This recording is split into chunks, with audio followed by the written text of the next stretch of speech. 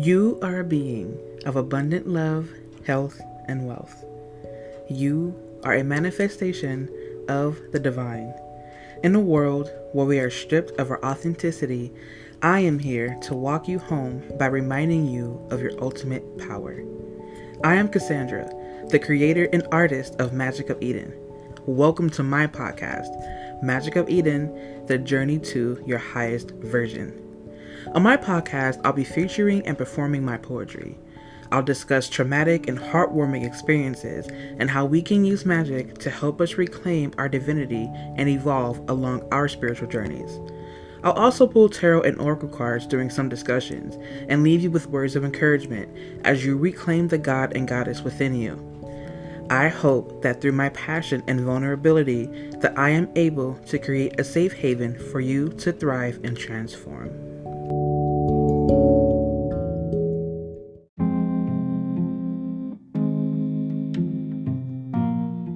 I used to believe that suicide was the answer. I slipped into the belief that forcing life to evade me ensured my liberation from a perpetual mental hell. What would precede my demise would cease to exist because I would no longer be bound to a beastie shell. My consciousness would dissolve into the fluttering nothingness of the universe.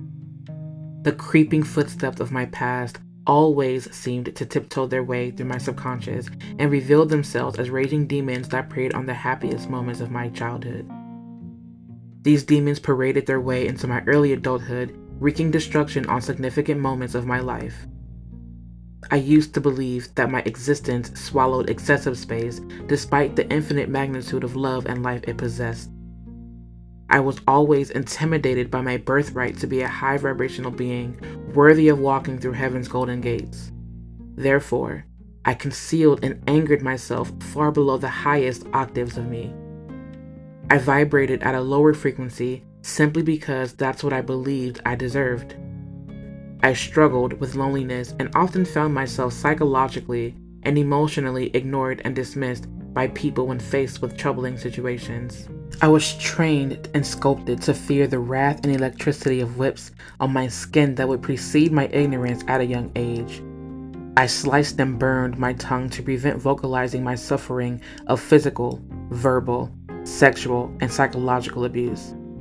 I often condemned myself for reeking of inadequacy and incompetence. My inadequacy expressed itself through rejection from others. My incompetence revealed itself in my inability to conquer the expectations of being a suitable human the world will remain in awe of. The walls of my room held the memories that forged through my screams, pleads, and cries because there wasn't a wing with the strength enough to lift my burdens. My tarred tears often formed an ocean of thickened muck that I drowned in. I grew fatigued from the filth that suffocated my heart. Despite living in this truth, I always found a way to be the bridge that led others to their own fulfillment. Even before I discovered the reason for the bleeding between a woman's thighs, wisdom and love flowed through my vessel and seeped through my skin for others. Yet somehow, this became an overflow for others and I was left with evaporating droplets. I kept these emotions concealed from the outside world through my laughs and smiles. I feared that my truth would send me spiraling into a black hole of depression, despair, and desolation indefinitely. I refrained from expressing my pain, which resulted in me being sucked into that black hole anyway. This indeed was truly an unforgiving paradox. On those days where I detested the burning bruises on my skin, I pleaded for God to send His divine messengers to soothe and scoop me up in preparation for my liberation. I remained enslaved to these desperate cries because He never showed me that I was worthy of saving. He never answered a call. He never peered through my soul and saw a sad innocent child deserving a chance at life. He never sent a fluttering feather to rest upon my pillows to remind me that I was worthy of gentleness. I detested this being held high on a throne, carried by believers as I was. I was burned, bruised, battered, betrayed, and bewitched by a false savior created for nothing more than control and submission. So I cursed him. I stormed and roared his name and rejected the thought of his existence. After all, the bond I believed I had broken never existed in the first place. I was an outcast to him. Therefore, I banished him and never looked back. What did I owe him? Was I not already the price that paid for his love and allegiance? His cowardice only proved that his absence was the uncomfortable truth exposing the lie of his existence. At least he no longer existed to me. My failed suicide attempts only mocked my inability to endure the pain. Pins and needles in my lungs, with tears cascading my cheeks, was too much torture and was completely asinine. How does an 8-year-old deal with such intensity alone anyway? I must have thought I was doing something by walking into oncoming traffic and not being given a single blow. Horns howled in the streets as I cried and journeyed to safety. Every day I would wait patiently for my death. It will come sooner or later, I would tell myself, and when it comes, don't resist. It's your ticket out. I had no purpose. I was of no value. I was worth nothing more than a mockery. I was teased and bullied for my size and shape as a 10-year-old girl. I was attractive enough to be molested before I hit puberty. The kind words that my friends and parents gave me sometimes were somehow canceled out because my soul was so heavily tainted with the bruising of my childhood. The kind words and love that one of my parents tried to gift me evaporated most times because they were my torturer and oppressor in some cases. I had no trust or faith in my other parent for making me feel abandoned as a child. I tried to express my traumas to my parental figure as I grew more mature, but this resulted in them projecting their own fears and shortcomings. I was an outlet for them and others in the world. It was as though my presence rang with the stench of weakness. I somehow was always a target for those needing a release.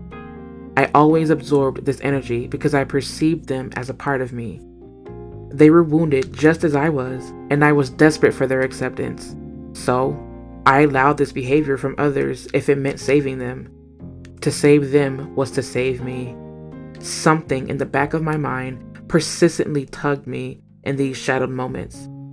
I would randomly get overwhelming surges of heartfelt creative ideas that lit the fibers of my essence.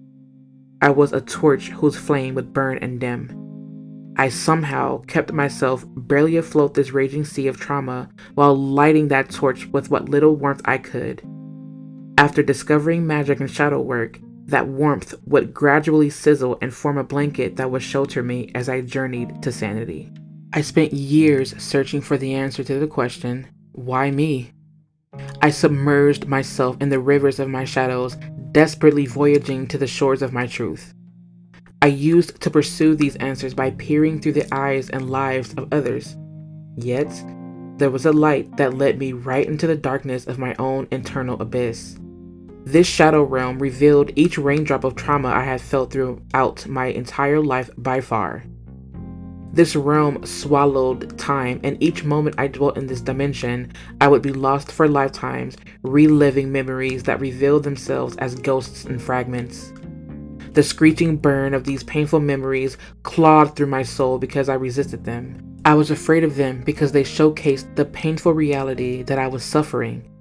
The sorrow that slithered through my throat left a venomous burn as I released these toxins and expelled spells and curses that bound me to my own despair. I often wanted to die while experiencing these shadows because the magnitude of their strength overpowered my ability to conjure hope and faith. At the brink of my destruction, I came to terms with the fact that I needed to surrender. Surrendering was the only way out of this hell, and so it was. I stared these monsters down and listened to their screeches. Their ear-scraping screams finally became audible words. I'm scared. Help me. It hurts. Let me go. I'm trying. I'm not enough. I'm a failure without a purpose. The world hates me. I'm better off an outcast. I'm tired of being beaten. I don't deserve life. I wish she'd love me more. I wish they would understand. I just want peace. I sat with these demons and realized that they were angry indeed, but they were more afraid. I realized that they were the hidden and rejected aspects of me wanting to be recognized, avenged, accepted, and loved. After having endured this hell for many years, that voice in the back of my mind was finally able to shine through. I was finally able to recognize this magnificent presence. That voice that began faint would gradually crescendo and eventually become recognizable and familiar, yet it remained obscure to me. It was the same voice that soothed me after I mourned to be loved gently, the way I would love another, pure love without fear. This being presented itself before I stepped out into that oncoming traffic. Before I held my breath for as long as I could, I realized that this voice and presence was the comfort that accompanied me during my drought and famine. I was in the midst of my suffering and failed to realize that the true God was within me all along. This was no God of a Bible, but the God within me. I found myself filled with a steady beat that vibrated through my core and projected this vibration out into the world. I worked my craft often enough to see massive growth and change. Every herb I prayed over and crushed sang illuminating radiance that pulled the tides of my tears into my magic. Every book I read left puzzle pieces that were a part of my ability to love myself. Every spell I casted banished low vibrational energy from my heart space. Each dance, movement, and my ceremonies broke apart the bricks of stagnant energy that filled up my body. I was finally able to breathe and feel myself wholly without apology. Each bath soak dissolved the tough cracked layer of thickened skin of my mind. I could think and feel. My body and soul were finally linked after what felt like eons. I gradually started to discover my worth. I would give a kind gesture to myself in the mirror as often as I could. I received a compliment from myself on the days I felt disfigured and impure. I received love from the sun as he kissed my cheeks during his grand rising. I started to notice the white puffy flowers in my neighbor's lawn. The sting of hot tea became more pleasant as I sipped and savored my favorite herbs. I became aware of the baby birds calling out to their mother while they awaited her return. The rain would sing to my soul as it cleansed the world and nourished the trees and plants.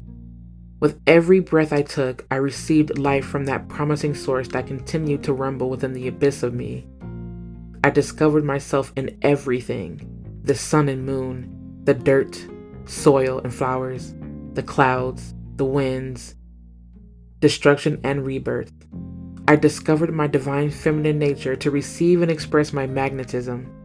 I discovered that the power of my will being projected out into the universe brought about massive miracles. I manifested a mindset rooted in confidence and love. I realized the true nature of God, and the reason for his absence occurred to me. God is not he, nor is it an external being coming to save anyone. God is a non-binary soul that transcends time and navigates through all dimensions that exist within this universe. God is the intangible heavens manifested into this non-physical reality. God is me observing itself through a multiplicity of individuals. God is the soul that forges through its limitations with a bloodthirst for knowledge and wisdom. God is everything and everyone observing itself with the intent to rediscover itself, reclaim its divinity, and evolve.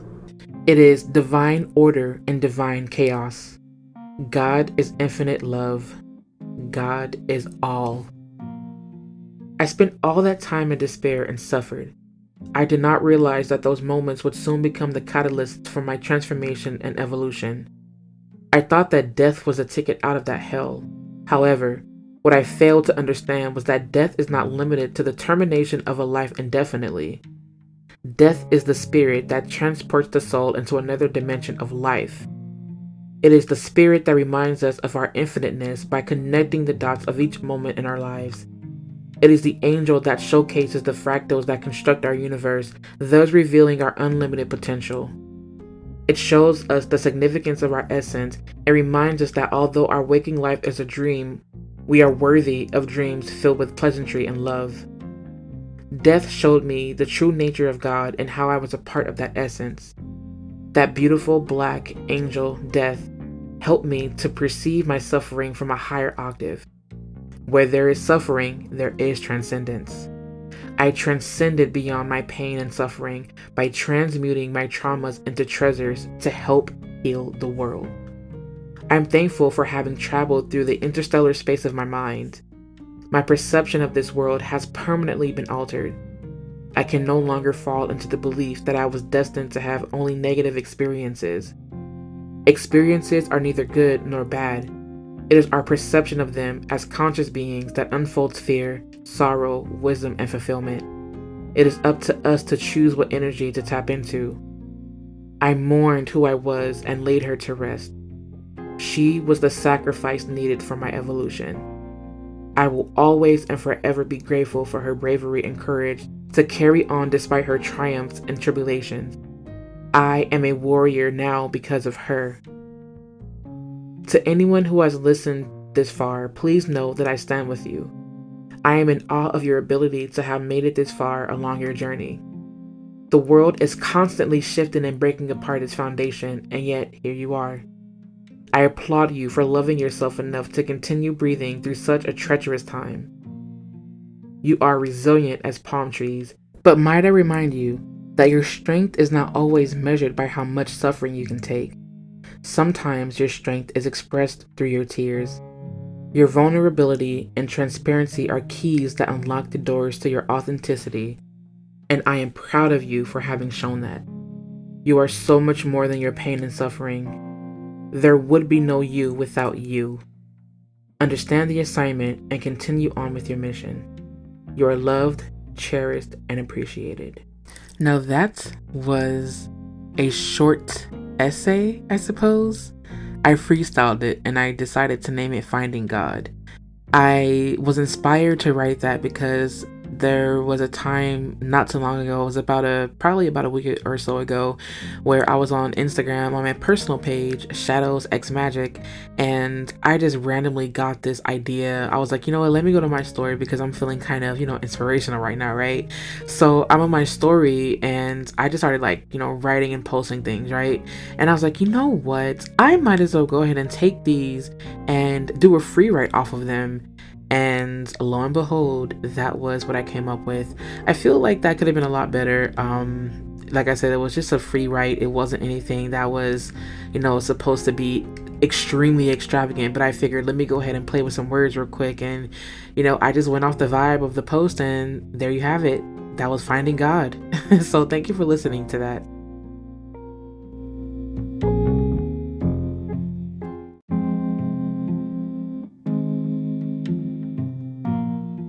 Now, for anyone who has battled depression in the past, or who may be battling depression right now, I wanted to give a quick shout out to you and let you know that I understand.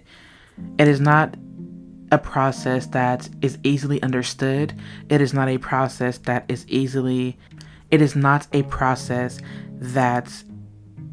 easily handled. And people from the outside world can sometimes misinterpret our behaviors. Sometimes we tend to smile through the pain, we laugh through the pain, and we disguise it. We create this facade as if everything is okay, and this is just to keep people from feeling as though we're burdening them, or this is to keep ourselves from feeling as though we are a burden to others because we already have the burden of depression weighing over our hearts. Now, I battled depression in the past, and my way of helping myself was through poetry. And so I wanted to go ahead and read this poem to you all, or perform this poem, so that I may raise awareness on how depression does not only look like sorrow, it does not only look like suffering. It is a smile, it is a glimmer of an eye, it is the unspoken truth through our smiles. And this poem is called Look at Me. Hey, look at me. Can you tell by the way I stretch my lips, wide like the horizon, that I'm hiding the burn of a drooping gaze? Can you feel beyond the contagious crying laughter escaping from my dying womb, who's pregnant with dense shadows, tormenting and tearing my insides ferociously? Hey, Look at me. Can you tell by the cackling of my cheeks, who move like chains dancing on concrete, that I'm burdened with concealing the devil that drapes down my spine to protect you from my whimpering whines? Can you hear beyond the music of comedy squeezing through my teeth? Do you hear the pleading? Can you see the bleeding? I know you'll be surprised, shook and pierced, if you found me lifeless, with red tears stained on my chin. I know you'll blame yourself for not peering through my facade. You wouldn't be blamed.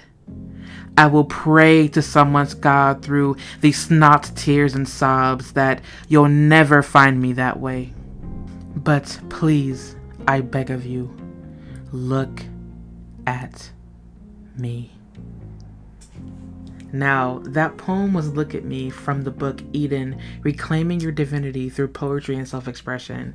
Now, the reason why I was inspired to do this poem again was because I am someone who did battle depression in the past, and it took me a very long time to come to terms with that. To come to terms with the fact that I indeed had a mental illness. It was something that was not understood by other people, and I was one of those people that for a while I grew to mask my pain and my suffering through smiling and through helping others, simply because I just didn't want to feel as though I was bringing someone else into my own drama or bringing someone else down with me. I figured that it would be better to uplift them, in hopes that they would not be in the same place that I was at that time.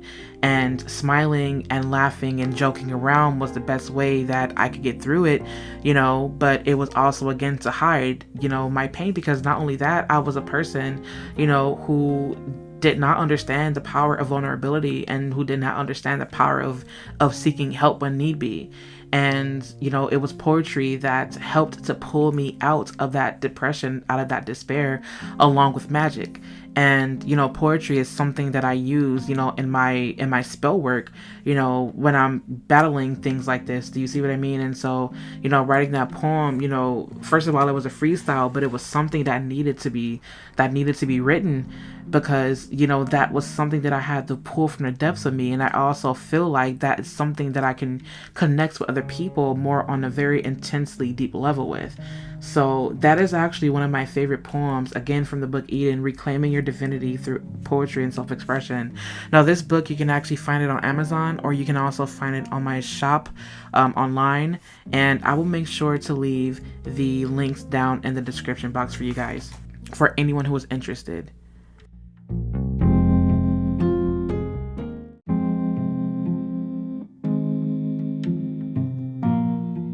Now, this next poem was inspired by, it was actually a free write, and a lot of the poems in my book are actually free writes, to be quite honest, but that's neither here nor there. The reason why I wanted to share this poem with you is because I feel like I wanted to have a very genuine moment with my listeners, for whoever is listening to this.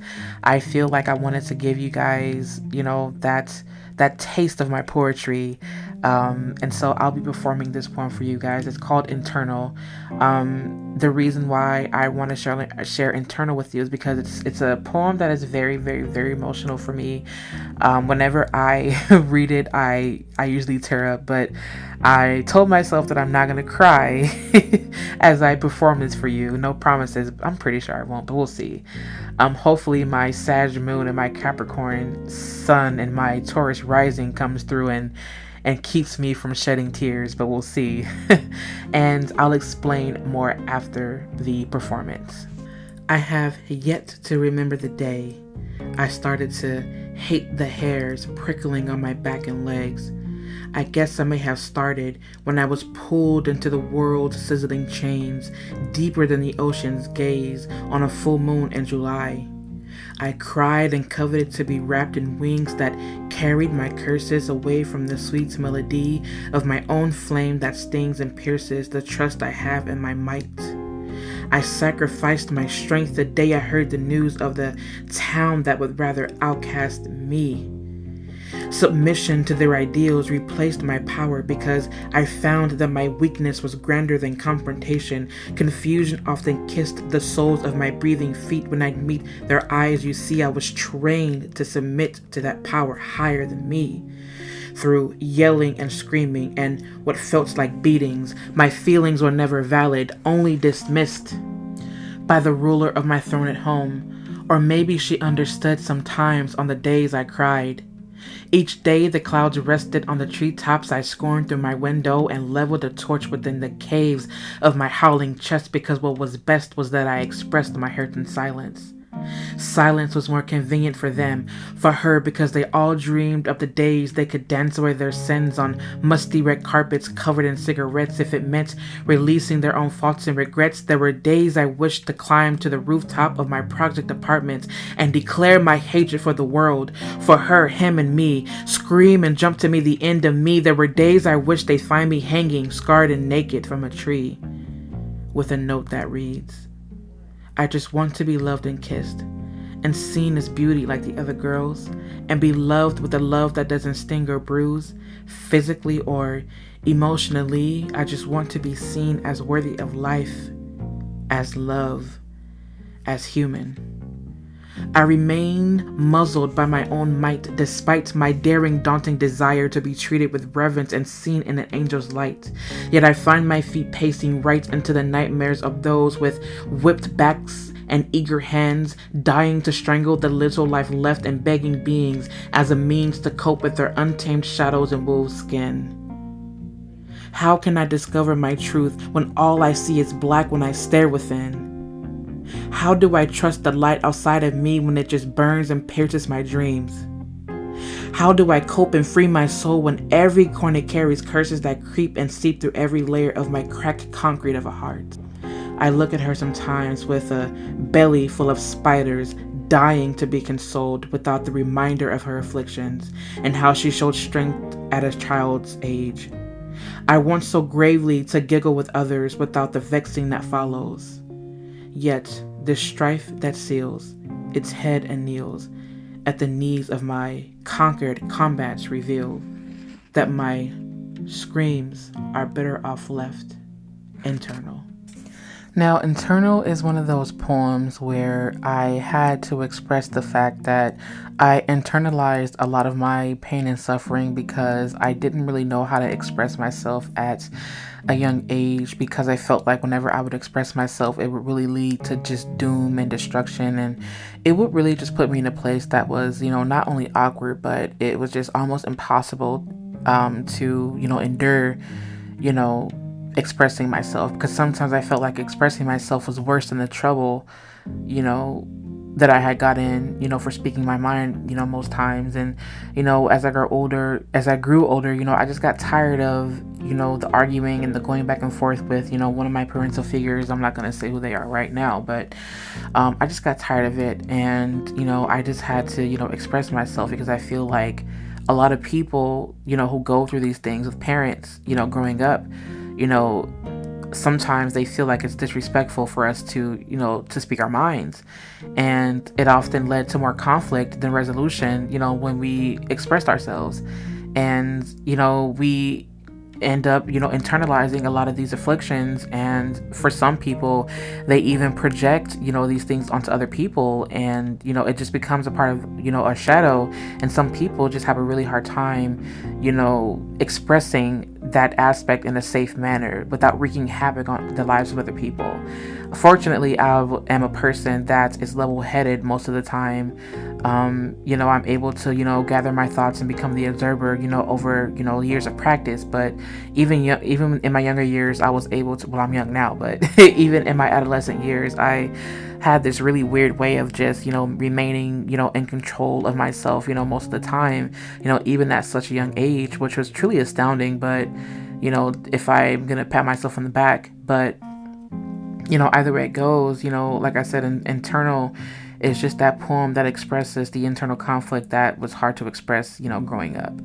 And to anyone listening to this that, had those same issues, trust me, like I completely get it. It's not always easy, to those people that are going through it now. We just have to find a healthy outlet that allows us to, express ourselves without, destroying ourselves and the ones that we love. Do you see what I mean? Because whenever we internalize something, that needs to be expressed, it then becomes a part of our shadow. self. And if we are not aware of the shadow self, then that shadow self will then, or that shadow aspect of ourselves will show up in situations with other people. I realized growing up that sometimes expressing yourself at that moment is, I don't want to say that it's unnecessary, but I will say that it causes more harm than good. And sometimes, the act of writing it down or even creating something out of that pain can lead to more, miracles and magnificent changes than, let's just say, expressing yourself to that person in the moment. Remember that our abusers or our oppressor that we are in contact with are not ones that are so easily patient as it pertains to transgressions being shown to them. Some people have a really hard time coping with the fact that they inflict pain on other people. Some people have a really hard time admitting the fact that they're wrong, and so they deflect it by projecting more aggression or anger. And I feel like that's something that I dealt with a lot growing up. And I really had to find a way to not only not mask it, but release it in a healthy way. How old am I? I'm only 27 years old. I'll be 28 in January. And I really had to find out the hard way how to express myself. And, I made a lot of mistakes growing up. I feel a lot older, but it was through those experiences that I now have the wisdom, the strength, and the courage to share this with you. And I really hope that this touched you in some way. If anyone is interested in purchasing this book, you can find this on Amazon or you can find this on my website. I will leave the link in my description box down below. I appreciate all of you for holding space with me. It is always good to be in good love and good light and high vibes and a good spirit with you all. I cannot wait to hold space with you again. Thank you for tuning in to another podcast episode of Magic of Eden, the journey to your highest version. Until next time.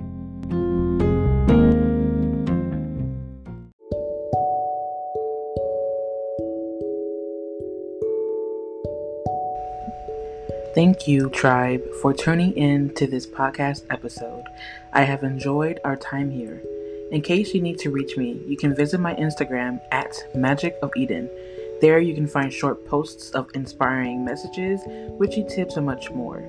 You can also visit my online apothecary to purchase herbs, ritual oils, candles, and book readings. I am excited to hear from you.